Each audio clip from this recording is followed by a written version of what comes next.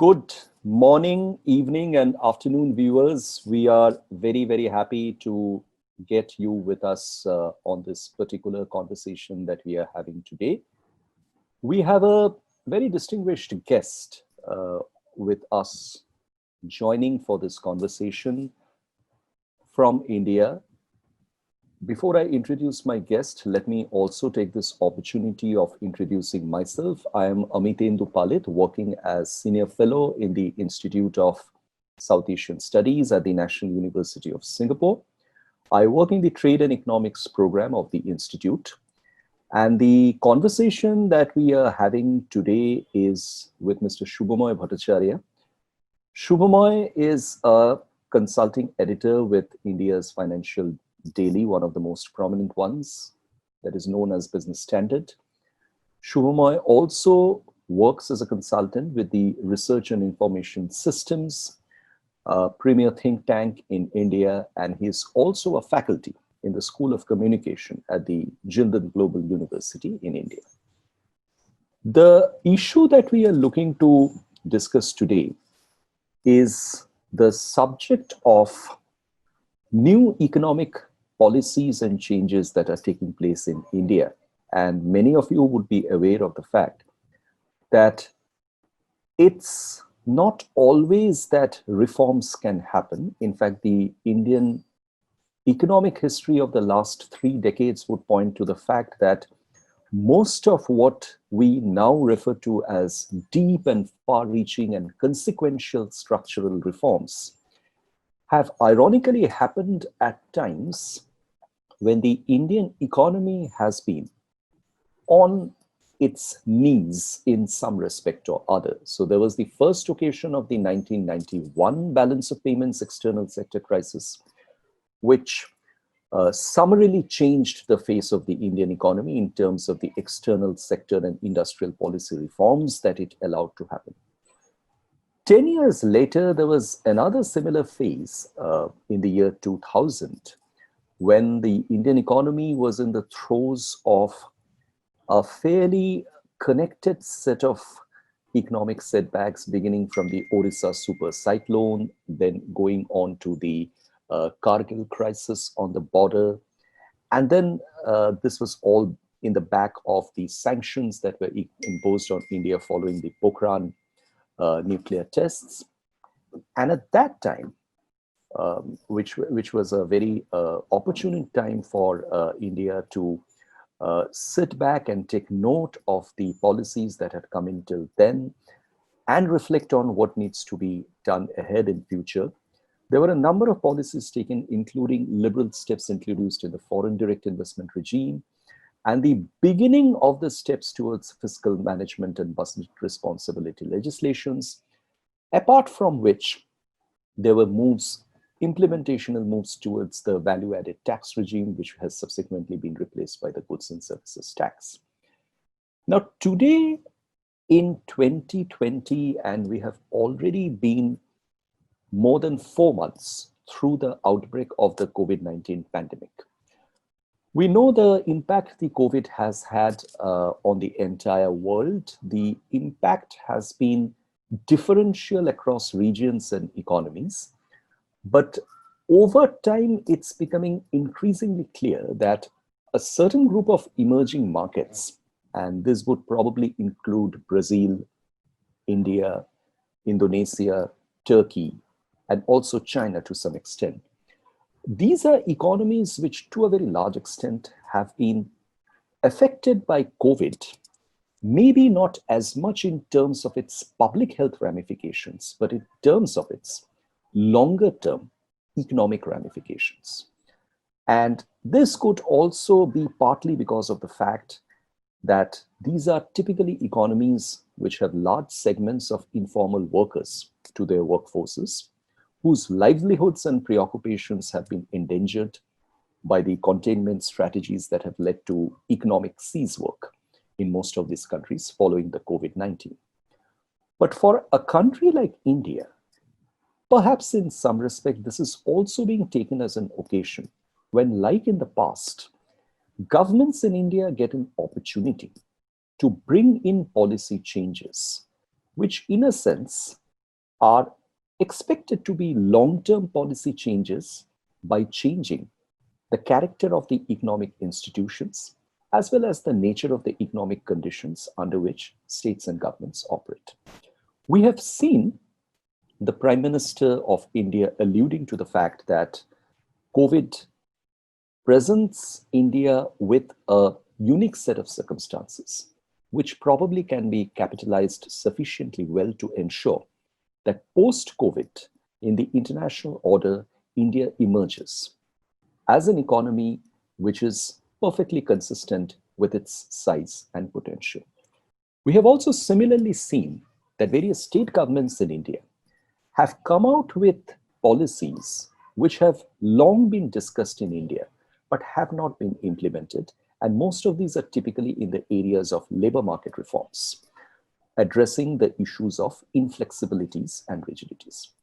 But aside of labor market reforms, there are other economic policies that have been announced in India, both by state governments as well as central governments, which are expected to be consequential, which are expected to be very substantive in terms of the impact that they have, not just on India's agricultural rural economy, but also on its industrial economy and particularly the non-firm employment and livelihood opportunities.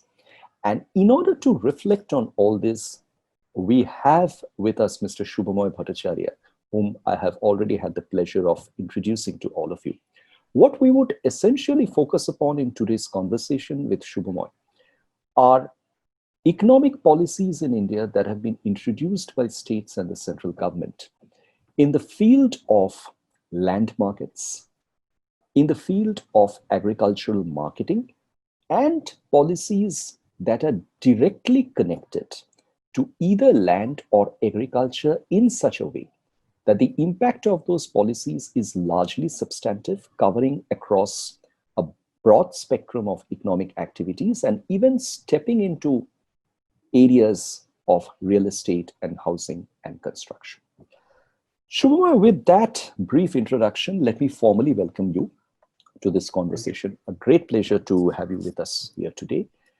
I'd like to begin by asking you that we have seen a number of policies being taken by various state governments in India, but what has been discussed most are the changes in labor laws that have been coming in. Aside of that, however, as somebody who has been following public policy for a very, very long time in India, you yourself have written, we have commented, and we have had this conversation before on how important it is for India to eliminate the flexibilities in the land market.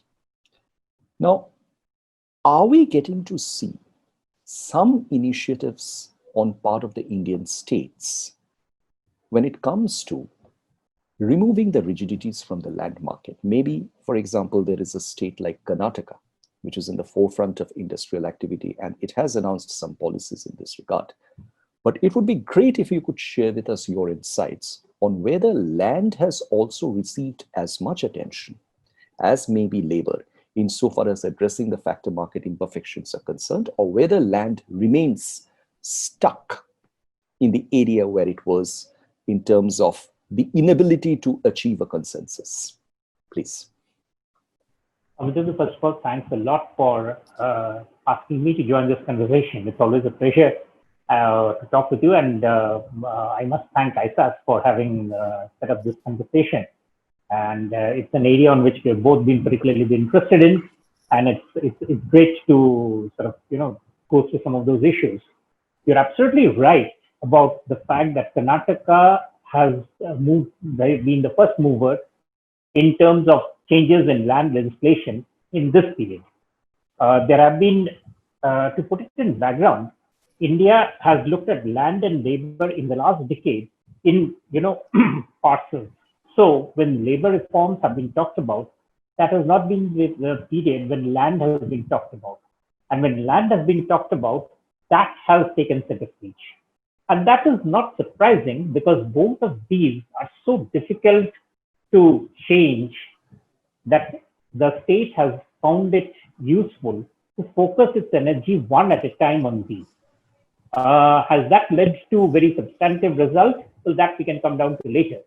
But land, the first round of it happened during the 2013-14 when the changes started coming. There was earlier history of it when the land reforms and land issues started occupying center stage. But one period from 13-14 till 15 was a period when the center and some of the states start with on the back of a comprehensive amendment of the labor of the Land Act of 1897, Land Acquisition Act of 1897, brought in a very omnibus right to relief, rehabilitation, and as a Land Act, which was collectively known as the LARR Act of 2013. What this act did was essentially made the stakes very high for acquiring any land. So this meant that no state could actually go into acquisition of land in a sort of, sort of as a parcel of other activities. It had to invest a considerable amount of its administrative resource, political resource to get a parcel of land.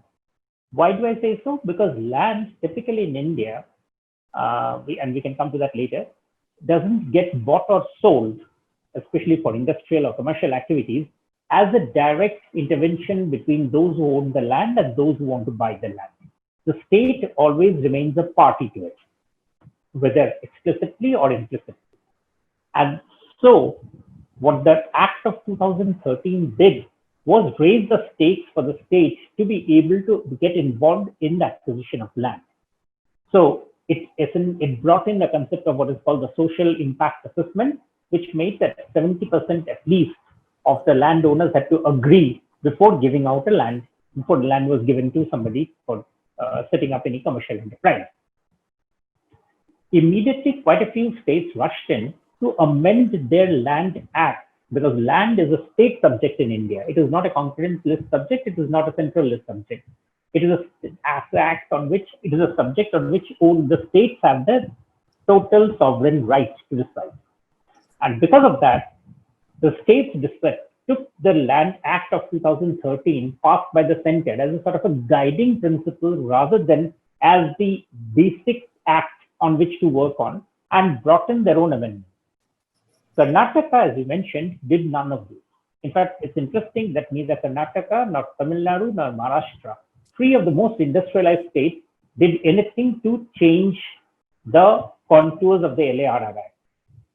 What they have done instead, and this is where it becomes interesting, is they have sort of continued with the old Land Acquisition Act.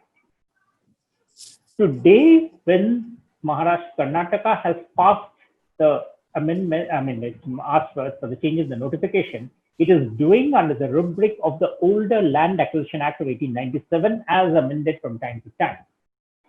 This means that this is something which will be a contested territory possible.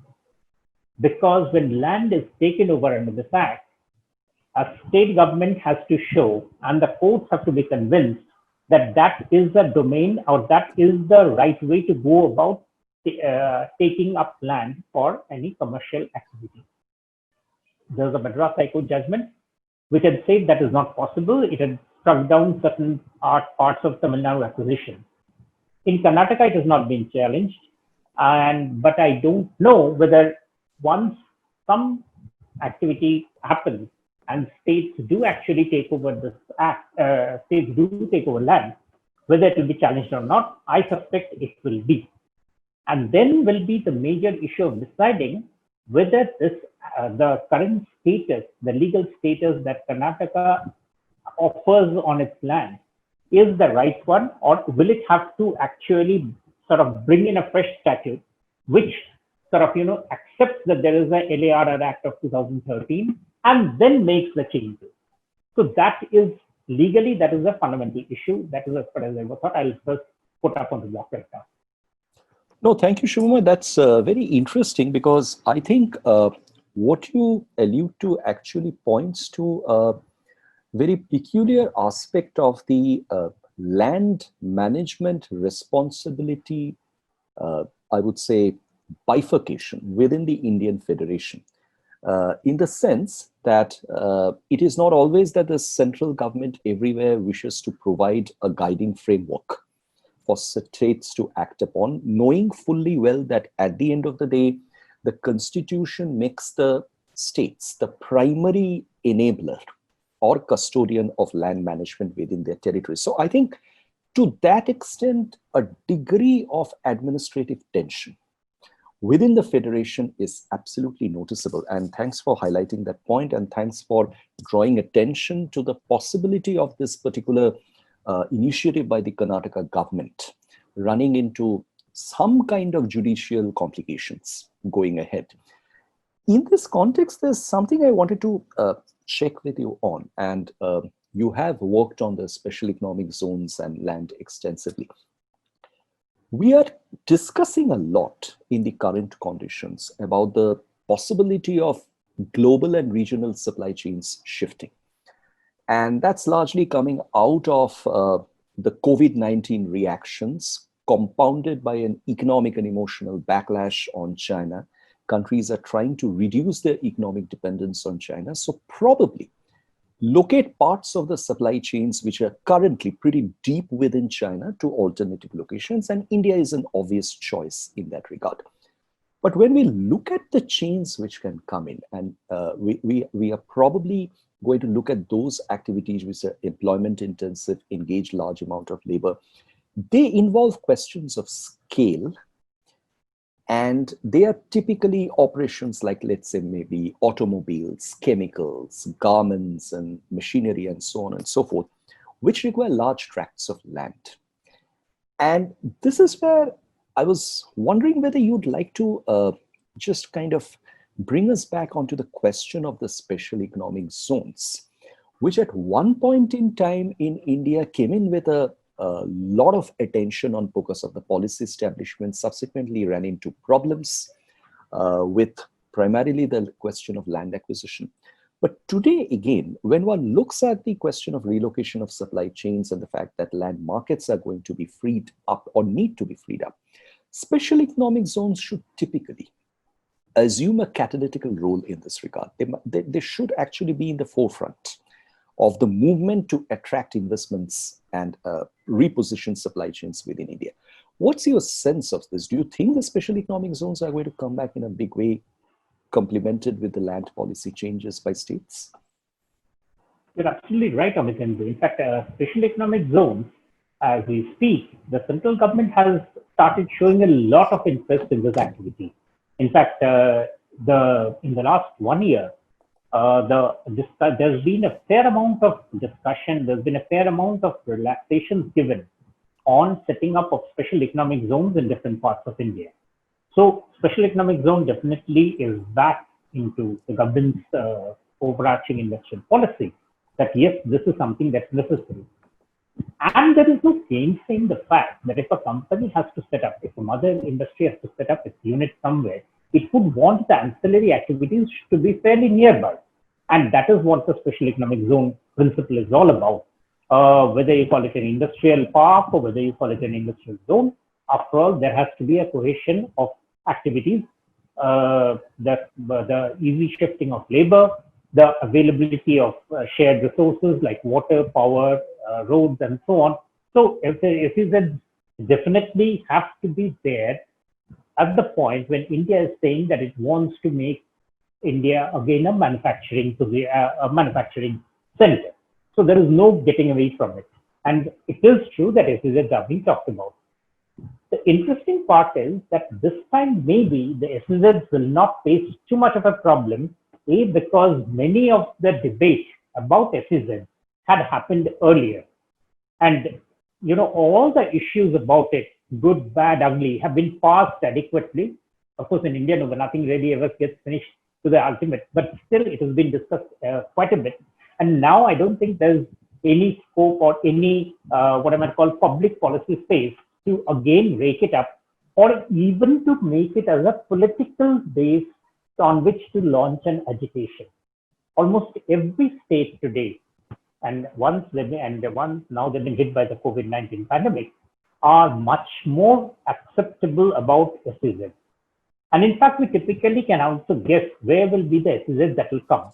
Earlier on, the SEZs were, lots of states, like even highly densely populated states like Bihar or West Bengal, were rooting for SEZs at one time, then they came to grief for them. SEZs, I don't suspect will come. It will come to typically again the industrialized states, whether we like it or not. That is what we will be. And as I said, the room or the space for political discussion on SEZ has probably got far muted now. It can't. It is a check that has already been encashed. Let's put it that way. Yeah. The second part is because of the IBC, the Insolvency and Bankruptcy Code, a large tracts of established land with clear legal rights have got freed from industry in lots of cases.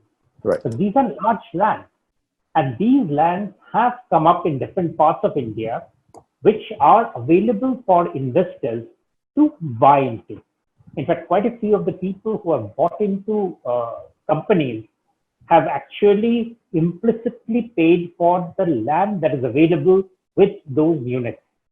And that is one of the reasons why many of the units with lesser demand for land, a refinery might need a huge space, but an industry which wants to set up, say, a textile unit or a electronic manufacturing unit are today much better off buying land through the IBC process. Correct. And the IBC is actually releasing quite a large bit of land to these units to set themselves up. So to that extent, one would say that despite all the shortcomings of land titles and other things, there is a clear amount of land which has come into the market. And that is giving, and lots of investors are looking at this seriously before they go in for purchases suo moto from the government for fresh tracts of land. That's actually a fascinating insight, Shubho, that you share, because this, in a sense, probably makes imminent economic and pragmatic sense on all sides, because the ICBC assets are primarily assets which have got locked up. They're not being utilized in as much utilizable and optimizable conditions as possible. And on the other hand, they really have value. That value is probably locked. But if that value can be unlocked, then to a very large extent, it can satisfy the needs of very specific industrial requirements which many businesses are looking for. While we are on the question of land, I just wanted to shift to another direction, which in the entire conversation of land somehow not always tends to get focused upon in the most prominent fashion. And that is the question of tenancy and rental markets. Now, I am aware of the fact that there are housing market regulations, independent regulators that are being established across India. Various states have been getting onto the act. But would you also think that now is probably the condition when there are certain asymmetries in the Indian rental market? And when we say the rental market, we probably broadly refer to the residential rental market, but there's also a very vast commercial rental market in India, which is in need of some kind of structured rulemaking to ensure greater transactions, number one, and most importantly, efficient transactions at market prices. I mean, there are concerns as to what exactly is the market price. I mean, is everybody in the Indian rental market a price taker or not? I mean, that has always been a major concern. So would you like to reflect your ideas on this, whether this also in some way has been on the radar of states or local authorities in India insofar as making the rental markets and the tenancy arrangements more structured is concerned? You're alluding to a very interesting area. The rental market in India is something that has not really been used productively and efficiently for very long. And that was because the interest groups were not really clear, or rather didn't have the interest in starting this market well. One of the reasons for that was the tenancy laws, both in the rural areas as well as in the urban areas. But let's say the urban areas were not clearly defined. And where they were defined, they were over-defined. So as a result, it didn't give incentives for landlords to give out their properties on rent. So if you give out a property on rent, you must also have the ability to take it back and to put it back on the market. Now, if that process was made difficult, then there was no particular reason for landlords to allow that sort of a tenancy to happen. Yeah. And as a result, there are lots of estimates available now on the internet of how much of our housing stock goes unutilized because of the lack of tenancy. The similar thing happens in the commercial sector also. Hopefully now, with the income level in the economy coming down, the shock that we have expected that we are going to get and we have already started getting, there will be a much more enthusiastic response to tenancy. And in fact, one of the reasons why I am slightly optimistic on that is that the financial part of this thing has already been set up by Government of India. What do I mean by that? It is the Real Estate Investment Trust, the rates.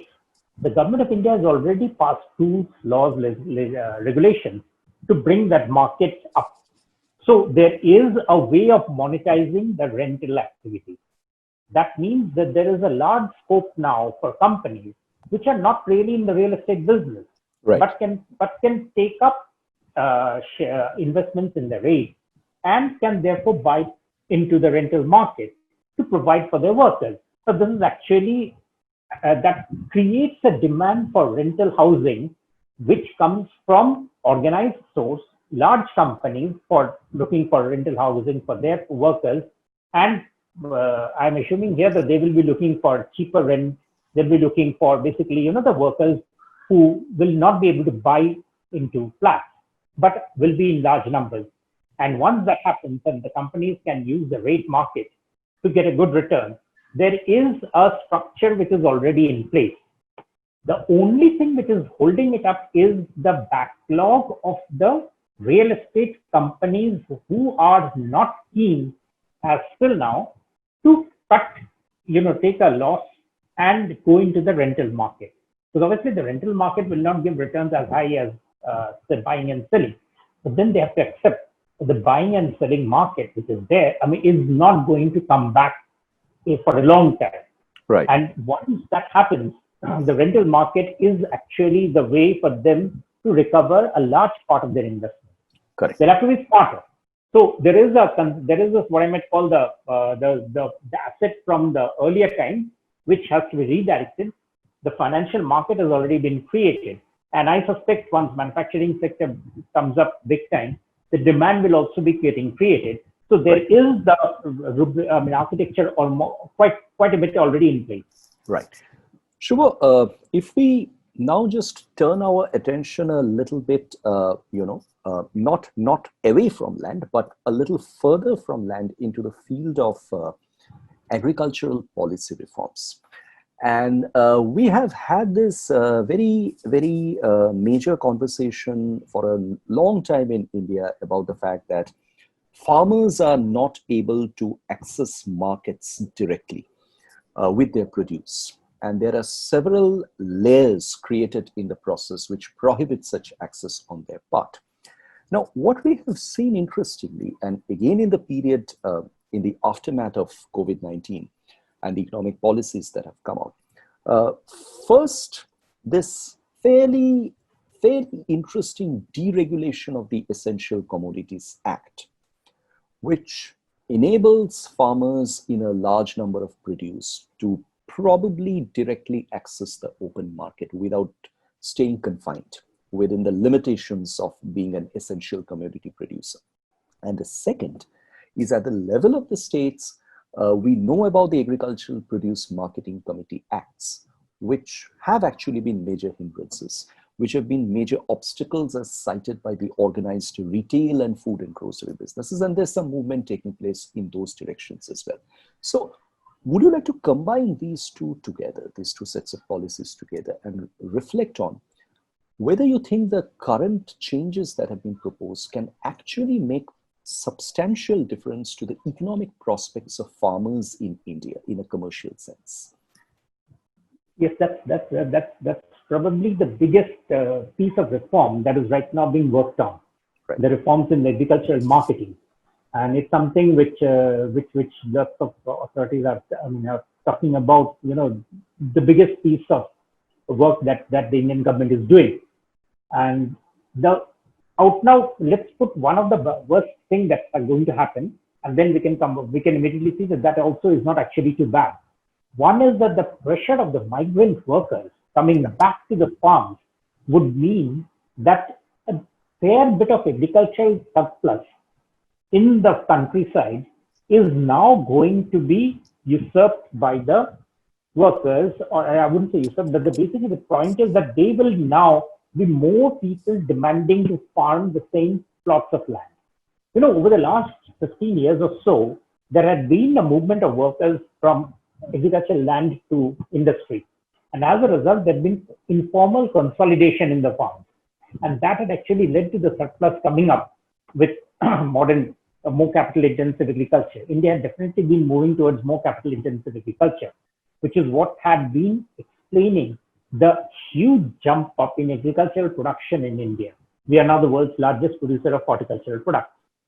And that's where the pressure came from, to allow that product to come into the market rather than be hemmed in by the APMC and the rules of the Essential Commodities Act. So what happens is that part could get there could be a bit of a flux this year. But I would expect that flux would settle down soon. In fact, that flux could settle down probably within this year itself. But so there would be a temporary setback to some of that surplusing and all that, which is, inevitable in this circumstances.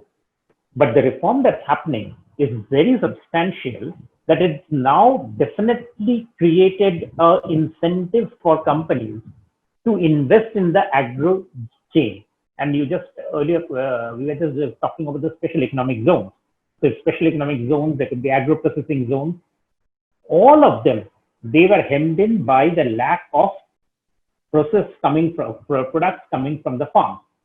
All of that now can actually be visualized as a seamless flow from the farm, getting into the production zones, the manufacturing zones, and then from there to the food tables in the cities and everywhere. Right. It is a great revolutionary movement, and it is possible. And once the agriculture, and why is it possible? Because with the relaxation of the APMC, a company and a lot of companies can actually now come up to banks to ask for investments that we want to invest in the agricultural logistics. Mm-hmm. And this was not possible for banks to see earlier, because they could always talk about the legislative restrictions that are there for this process to happen end to end. Today, an entrepreneur can actually visualize the entire process without the restrictions of the government of earlier, rather with the support of the state and the central government. And I suspect this would actually mean that many of the eastern states have a chance, because they are the largest repository of horticultural produce, to take advantage of this situation and to create agricultural networks. There's enough space available. There's enough, the capital is available, because capital is now cheap, and it can be a huge leg up to the entire economy. In fact, agriculture has not been hit by the COVID pandemic. It's only sector which has not been affected. And it could be a great what I would call a rolling advantage which can provide service. Fabulous. And in fact, Shumoy, this is probably the last of our questions in today's conversation, on which I wanted to come back to you on. What you said is really illuminating in terms of agriculture not being directly affected by the COVID-19 pandemic, but perhaps actors associated with agriculture in some way or other, including the migrant laborers that you alluded to, the agricultural landless labor, has probably experienced some disruptions in a broader sense.